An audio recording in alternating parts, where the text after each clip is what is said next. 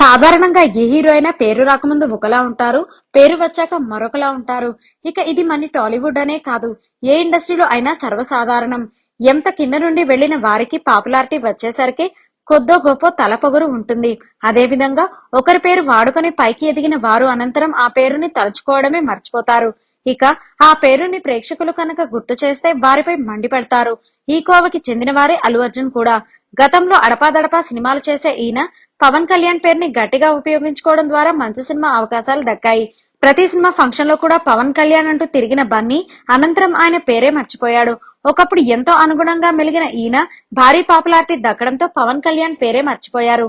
ఇక గతంలో ఎన్నోసార్లు పవన్ కళ్యాణ్ పేరును ఉపయోగించుకొని తన సినిమాని హైలైట్ చేసుకున్న బన్నీ ఒకానొక ఇంటర్వ్యూలో పవన్ కళ్యాణ్ అనవద్దు, నాకు ఏదోలా ఉంది అని అంటూ మండిపడ్డారు. దీంతో పేరు రాకముందు జీరో, పేరు వచ్చాక హీరో అయిపోయాడు అంటూ అనేక ట్రోలింగ్స్ జరిగాయి.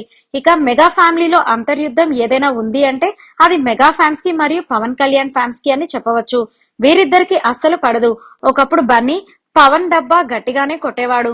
కళ్యాణ్ బాబాయ్ నాకు ఒక ఎమోషన్, ఆయన పేరు లేనిదే నేను ఉండలేనంటూ పెద్ద పెద్ద డైలాగులు చెప్పేవాడు. ఇక అనంతరం సరైనోడు మూవీ హిట్ అవడంతో తన స్టేజ్ పై మాట్లాడుతూ కింద ఫ్యాన్స్ మొత్తం పవన్ కళ్యాణ్ గురించి మాట్లాడండి అని అరుస్తుంటే పవర్ స్టార్ అని గుచ్చి గుచ్చి అడుగుతున్నారు, అది నాకు నచ్చడం లేదు, నేను చాలా హర్ట్ అయ్యాను అంటూ మండిపడ్డాడు. దీంతో పవన్ ఫ్యాన్స్ కి మండింది. ఫస్ట్ తనకి దారి వేసుకోవడానికి పవన్ కళ్యాణ్ పేరు ఉపయోగించుకున్న బన్నీ అనంతరం ఆయన పేరు వెంటనే విరుచుకుపడుతున్నాడు. ఏదేమైనా పవన్ పేరును ఉపయోగించుకొని ఎదిగిన బన్నీ ఇలా చేయడం ఘోరమని చెప్పవచ్చు.